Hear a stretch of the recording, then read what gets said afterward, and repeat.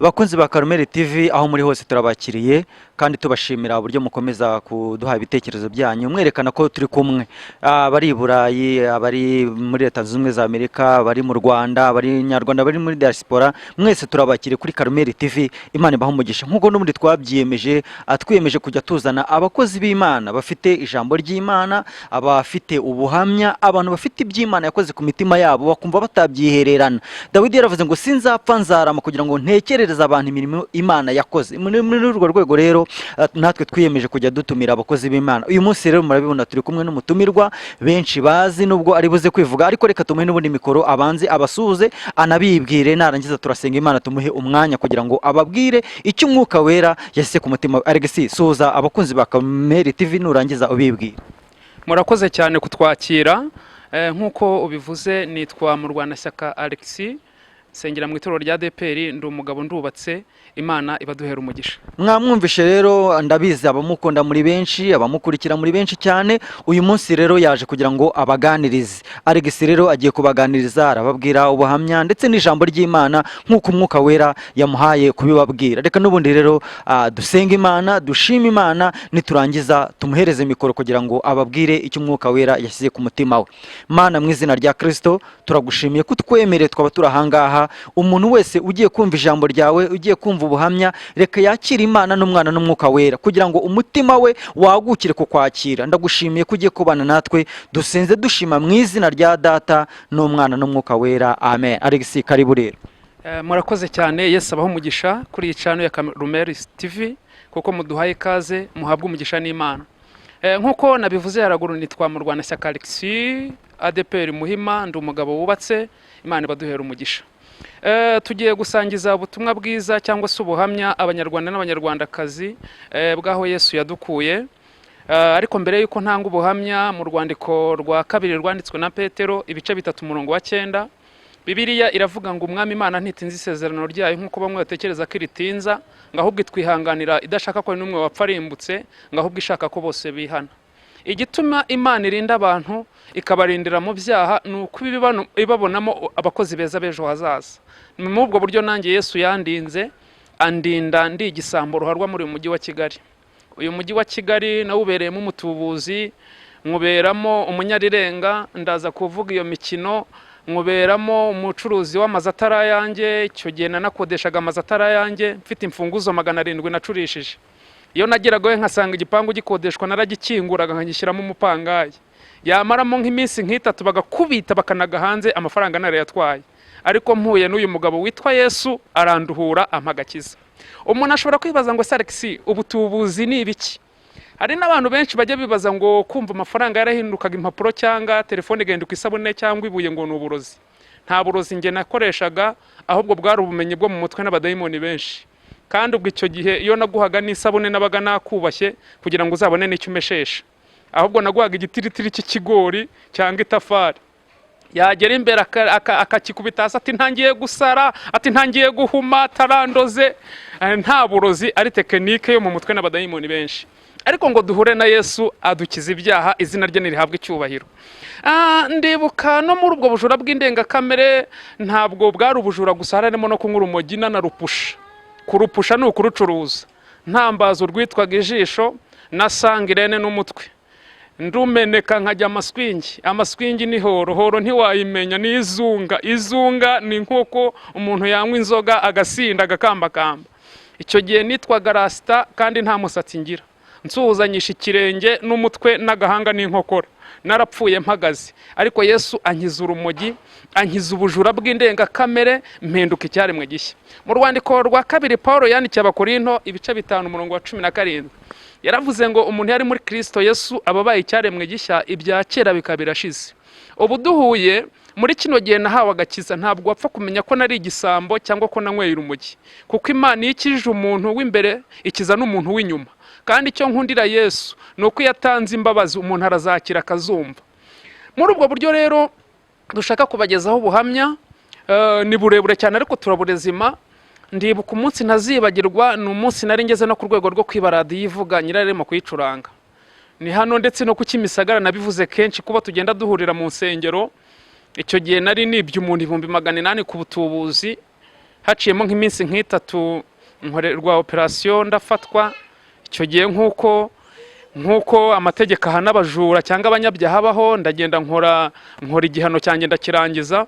Uwo munsi natashye mvuye muri gereza nibwo nasanze umuntu ku Kimisagara arimo gucuranga radio Sonoteke, ndayimwiba ndayimuheza kandi ari kumwe nayo. Icyo gihe nayimuhereje aho bita Munyagakoki, arabyina ati ntangiye guhuma, atarandoze, atanyuze hehe, induru ziravuga, ndayimuheza. Nakubiswe inkoni mu bujura, uzikubise inka yapfa.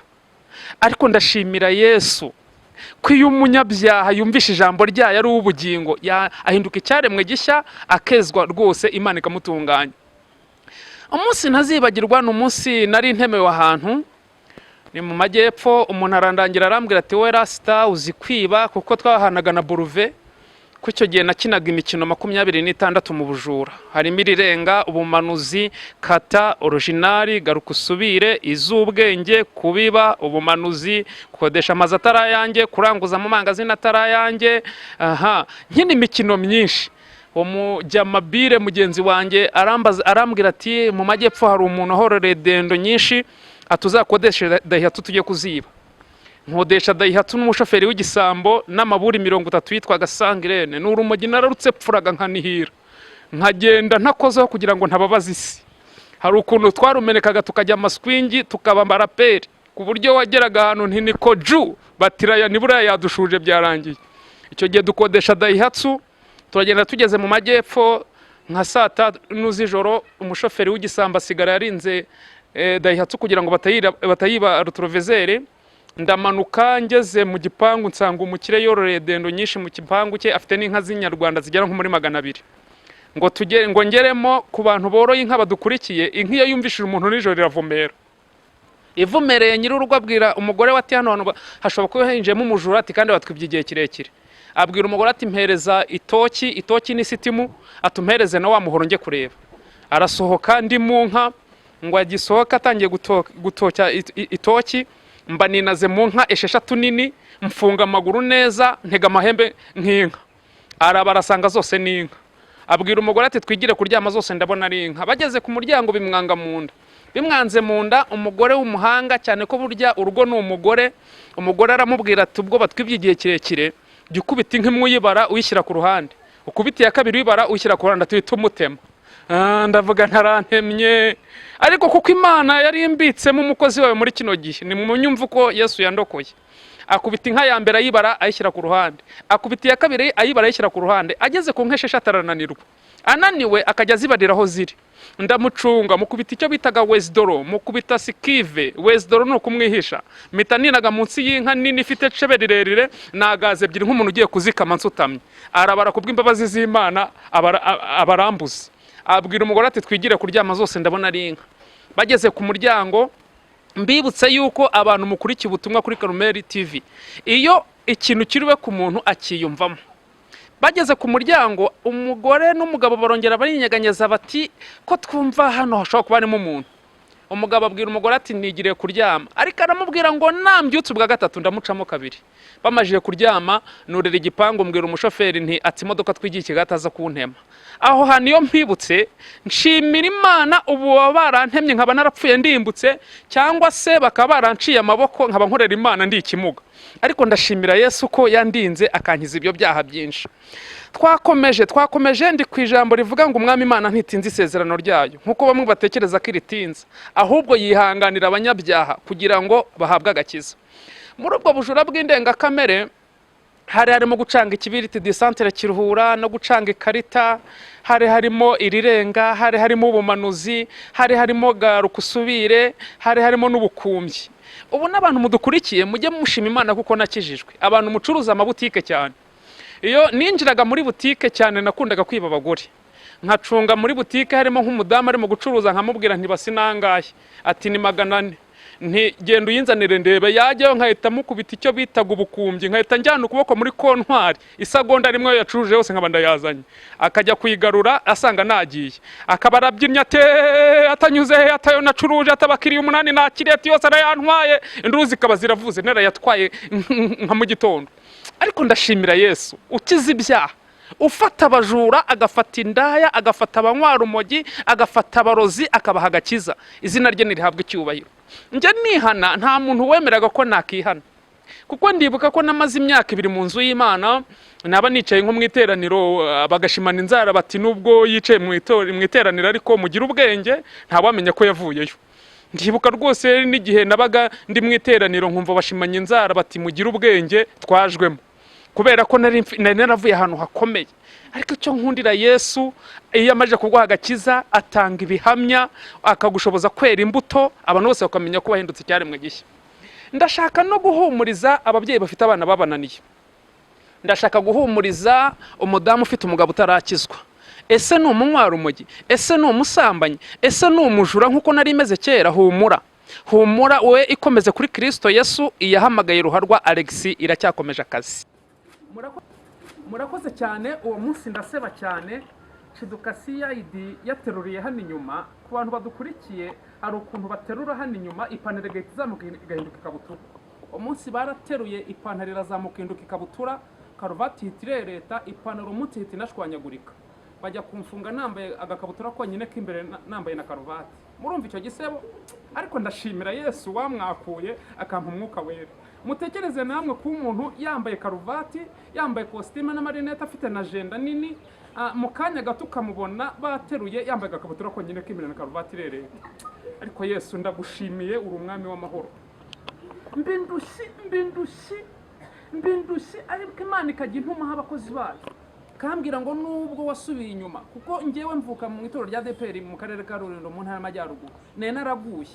Imana ikajya intuma abakozi bayo, kambwira ngo nubwo waguye ariko nkubonamo umukozi w'ejo hazaza, nzagufata kuruhure ngo hagakiza, mugire uwundi we, mugire uwuriwe muri kino gihe. Ndashimira Yesu ko iyo avuze asohoza. Nkomeza kwigaragura mu byaha, ubwo ubutubuzi uko bwakorwaga, ndumva seri ya 2 ariho nzakora. Uyu munsi ndasimbuka kuranguza mu mangazini atarayange. Muri uyu mwanya ndasimbuka gusoresha abaturage Nyamabuye mu Gatsata ntakorana na leta ku gasoko. Nari mfite gitansi nikoreshereje, ubwo iyo mpavuze nk'abantu banzi 2003 mu Gatsata ku gasoko bahita babyumva. Ndasimbuka gukodesha amazi atarayange, nari mfite imfunguzo 700. Ndasimbuka umukino witwa Original, ahubwo nikorere ku nama nakoresheje mu ntara y'Amajyaruguru. Ndindushye kubabarirwa, urumogi rwaramennye amaso, ngeze ku rwego ndara munsi y'igitanda cy'umugore n'umugabo, mwazaga kuryama mpari, mwamara gusinzira nkabiba nijoro musinzira. N'abazaga kuryama mbere yuko baryama bakabanza bagatikagurana, nkabategereza kugira ngo babanze biyunge. Bamara kwiyunga nkabiba nijoro basinziriye. Ariko ndashimira Yesu ko aho yandokoye simfatirwe munsi y'igitanda cy'umugore n'umugabo. Ndindushye kubabarirwa, ndibuka ko hari n'umunsi nageze ku rwego rwo kwiba Sainte Famille mu kiliziya. Icyo gihe dayimoni aranyongorera, arambwira ngo mwana Jameni ntiwinge. Najyaga numva amajwi y'abadayimoni, nkumva dayimoni aranyongoreye akambwira ngo abaturage bose barapfuye ngo ninjye muzima uhari. Dayimoni arashukana ngo nawe Jameni ntiwingo, injira mu kiliziya ujye kurya amadagi. Abantu nibagana bitaga amadagi. Ndagenda nsanga mu kiliziya habaye ibihe byiza, bamwe baricaye abandi barahagaze. Igihe cyo kujya gutura kiba kirageze. Umugabo muremure w'urwego nsumba akora mu rivage ni umufuka mu ikoti imbere, akuramo inote y'igihumbi asigazamo iza 5. Icyo gihe inote za 2 zari zitari zaza. Dayimoni abarambwiye ngo mwana Bire ntiwingo, abonye hano yashyize ngo mutera umupakire, umutera irirenga n'iryo mu mufuka. Ubu n'amashakoshi y'abadamu yarahumetse kubera ko nakijijwe. Ubu n'abagabo mujye mushima Imana mutunga amakofi nuko nakijijwe. Ubu ntarakizwa nta kofi wantunganaga. Nagukandagiragaho nti Kinamba Kacyiru Kimironko tizirihe ikofi nkaba nayijyanye kera, ugasigara ubyina nagiye. Mba mvuye mu kiliziya nikoza peyaje ku rusengero rwa DPR mu Kiyovu. Iyo nabaga ndimo kuhigishaho nabivugaga neza nsa nk'uhareba. Mba nshatse yibuye ripima nk'ibiro 20, ndigurira umufuka w'umweru ndizana mu kiliziya nk'umuntu uvuye guhaha ari mu mufuka. Nditereka imbere wa mugabo muremure usumba, mpita ndihagararo ditatureshya, ndamupakira mutera rivage 200 ndayamwiba, ryabuye ndisiga mu kiliziya riri mu mufuka. Ndindushye kubabarirwa, ariko mpuye na databuja mwiza witwa Yesu arankiza, izina rye nirihabwa icyubahiro. Muri ubwo bujura bw'indengakamere niho nakoresheje iyo nama burugumesitiri mu ntara y'Amajyaruguru.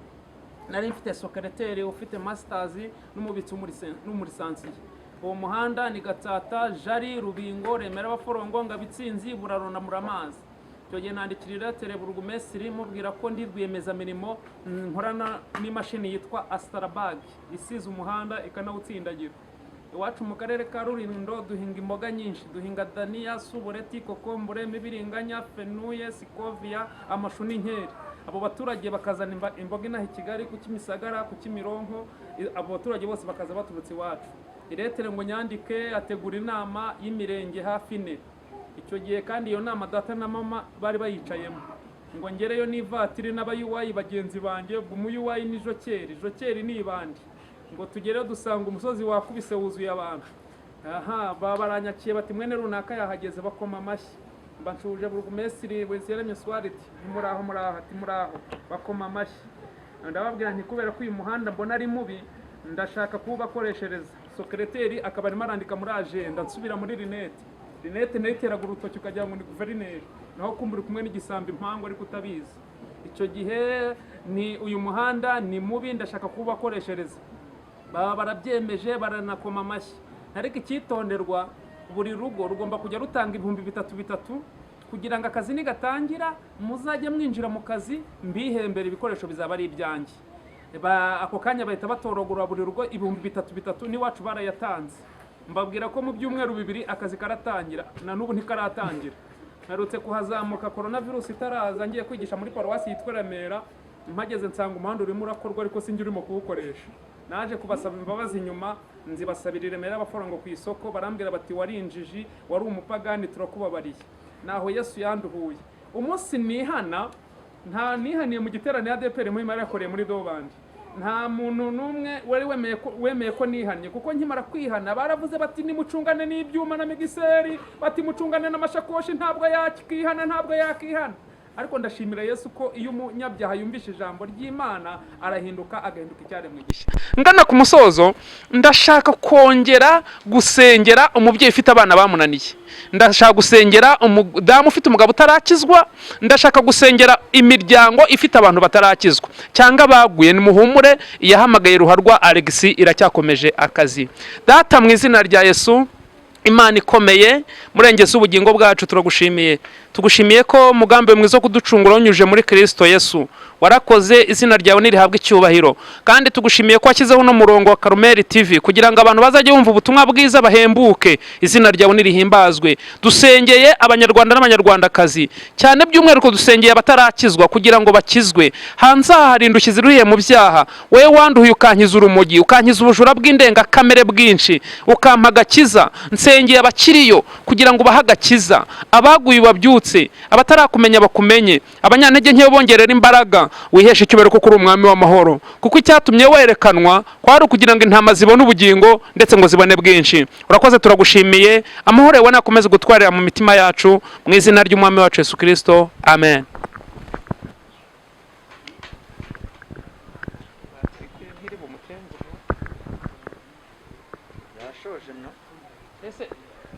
Wabonye ko nashoje? Nta kibazo.